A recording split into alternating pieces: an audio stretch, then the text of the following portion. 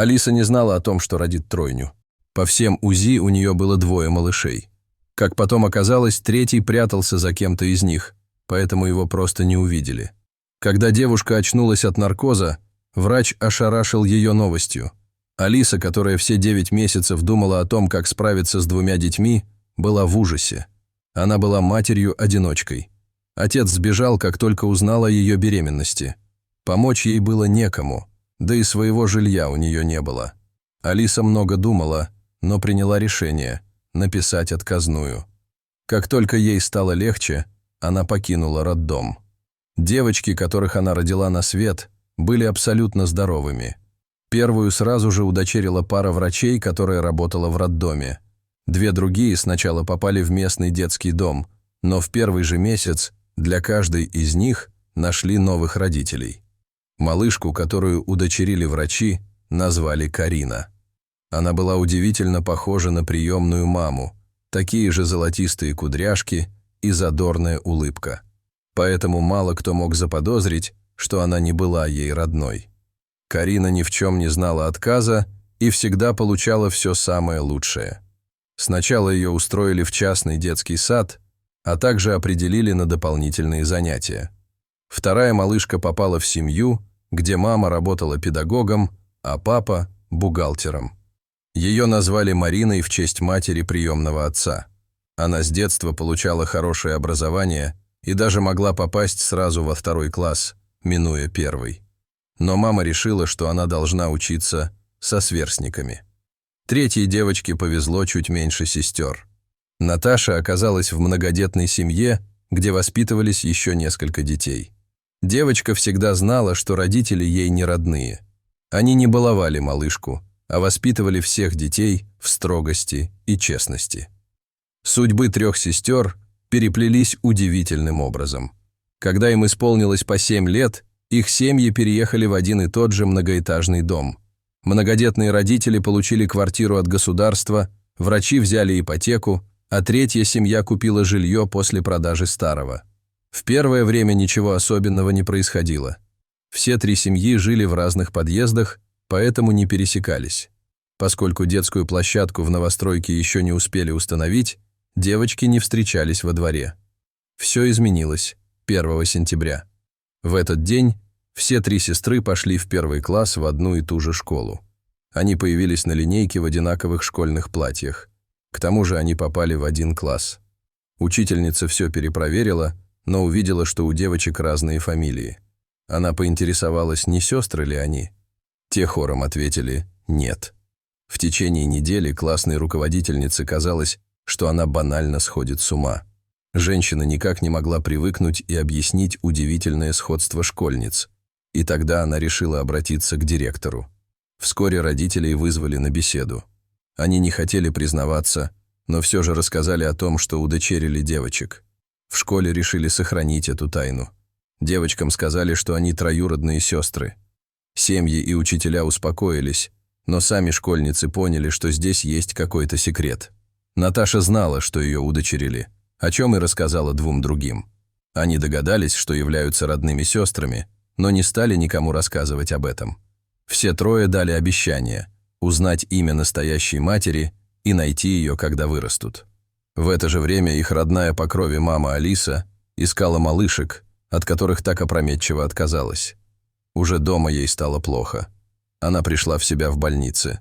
Врачам пришлось провести срочную операцию, после которой девушка больше не могла иметь детей.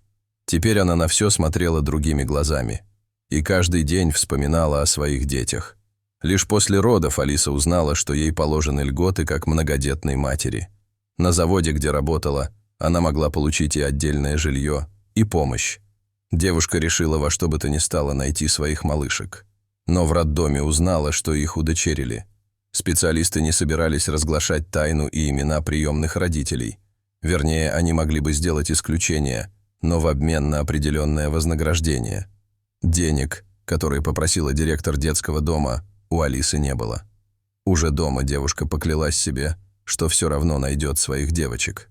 Она решила погрузиться в работу, чтобы построить карьеру. Каждый год, в день их рождения, она откладывала на счет сумму, которую ей удавалось скопить. Все это время героиня истории терзалась чувством вины и думала о том, как живут ее дочери. Кто их удочерил, заботятся ли о них, не голодают ли они и счастливы ли без нее. С тех пор прошло 18 лет.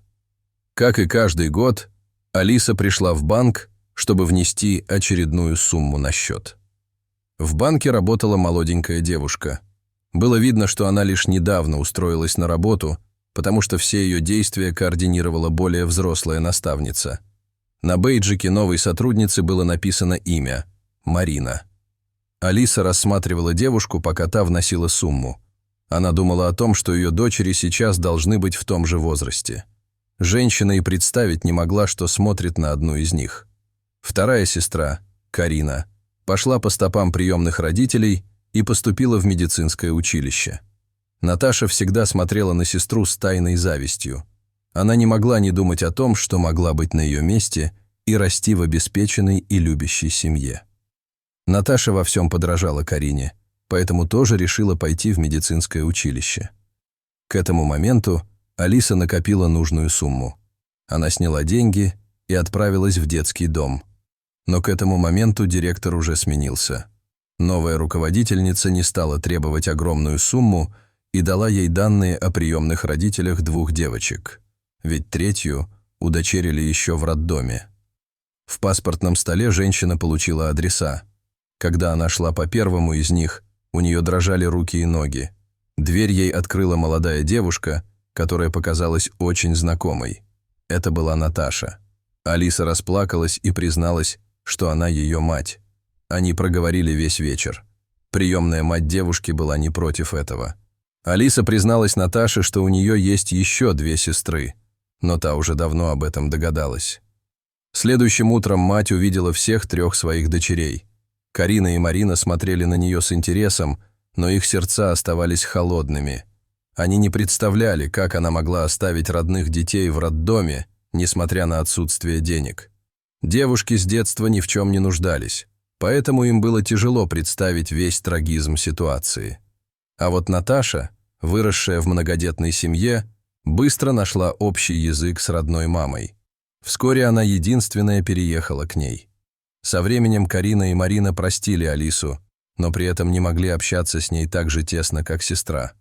Женщина отказалась рассказывать им про отца, после чего они почти полностью перестали с ней видеться. А Наташа не стала поддерживать связь с приемной матерью, за что сестры ее не раз корили. У судьбы оказался злой юмор. Через год Алиса умерла. Ее квартира была съемной, поэтому Наташе пришлось съехать. Она отправилась в другой город, где устроилась на завод и начала жить в общежитии. Вскоре вся история повторилась. Как и ее мать, девушка очнулась в роддоме и услышала от нянечки те же слова: «У тебя тройня». Она поняла, почему Алиса подписала отказ от детей много лет назад и сделала то же самое.